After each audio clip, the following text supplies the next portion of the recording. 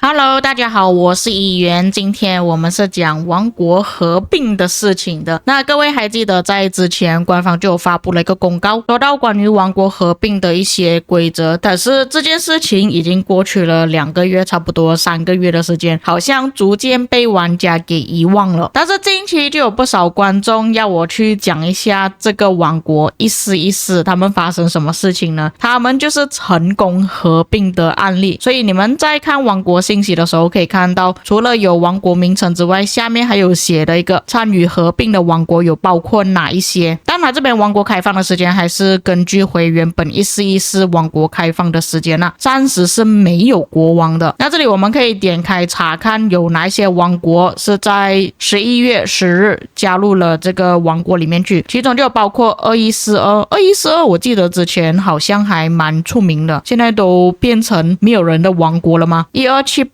1550、1416、1572这几个王国全部都进入到1414了。那现在1414王国的情况呢，你们可以稍微看一下，它现在是已经完全没有其他的旗帜进入到第2区域，全部人都在第1区域，就可能系统会帮他们分配成一个王国它是在这个区域，另外一个王国是在另外一个区域，这样子慢慢去分配。但可以看到其实全部区域都有人啊，可是这个区域好像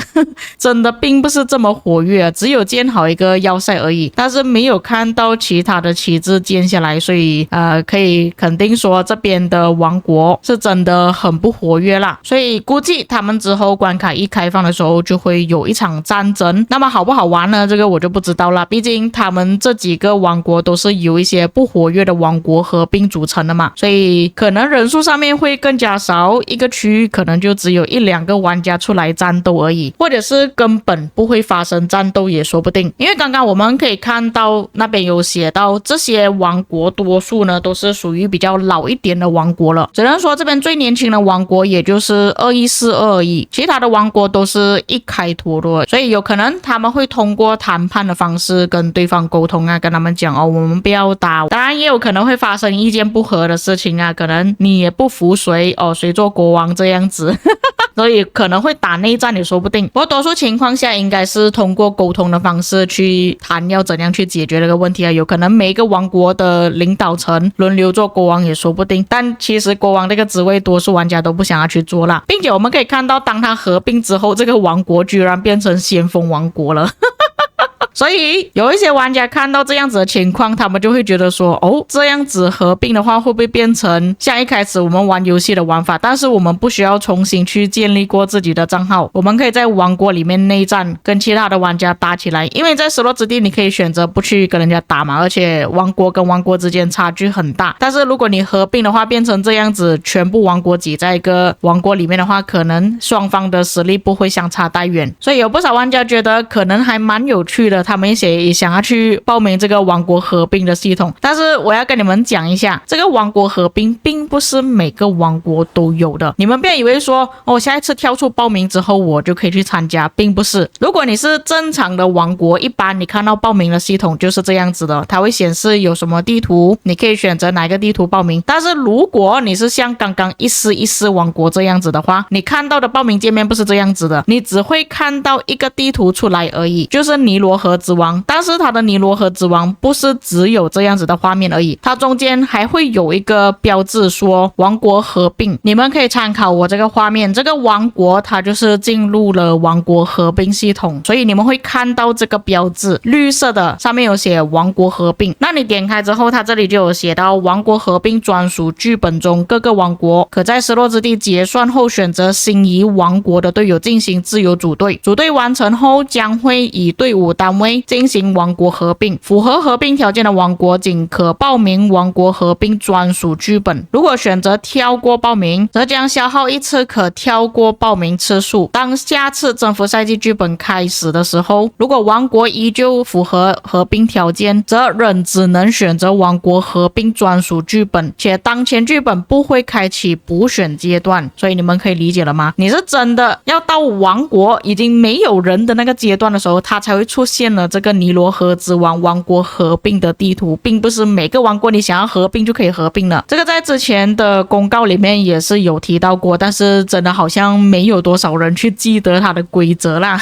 不过既然这个地图都开启了，我们可以稍微看一下，就是它前面战斗的过程呢，其实都是一样的，就没有什么改变。但是你们可以看到，在开放了太阳生成之后的一段时间，就是 KVK 差不多结束的时候，在12月1日，它就会进行自由组队开放，就是你们可以选择你自己想要的王国跟它一起合并。但是合并的数目呢，不会只有说一个王国跟另外一个王国合并而已，你可以邀请很多个王国跟你一起进行合并。那这个自由合并的时间是维持3天啦。那假设说你是真的没有找到队友，没有人想要跟你合并的话，才会变成系统组队剧本内移民，就是你们可以在这个阶段的时候移民去其他的王国，然后那些没有被选中跟另外一个王国合并的话，系统就会帮你们进行合并了。但假设说系统也没有办法帮你找到其他的王国跟你合并的时候，你才会被流放回去你自己原本的王国，等到下一次尼罗河之王王国合并剧本出现的时候再一次报名。你只能一直在这个剧本中一直不断的战斗，一直不断的战斗，直到你能够合并成功为止。所以你不能说我不想要合并，你不想要合并也没有用，系统后面它会自动帮你合并的，大概是这样子的意思。但是各位还记得吗？之前我讲过，我的王国其实人也是很少，就算起来不到20个人嘛，可是我的王国并没有出现这个剧本去报名，所以我就觉得很困惑，那到底要怎样的王国才会出现这个王国合并系统呢？所以我就专门开了一个账号在这个王国，这个王国是1862，我们来稍微看一下他们这边的玩家的战力有多少，联盟的击杀有多少，战力有多少。所以我们这边先看联盟战力，它那个联盟战力加起来就大概30亿，我们算40亿左右吧，就是很少很少很少的，一般王国不会有这么少的数据的。击杀方面这里加起来我们算它300亿好了，也是很少的。但是你们要知道，以前1862他们算是比较强的王国吧，算 A 等级王国嘛。不过目前1862他们王国的排名呢是在1000以外然后全部都是D， 王国的总战力也就只有 42.7 亿而已。先稍微看一下他们这边王国玩家的战力怎么样好了，可以看到基本上有1亿战力的就只有1位玩家而已，然后剩下的玩家就7000万以下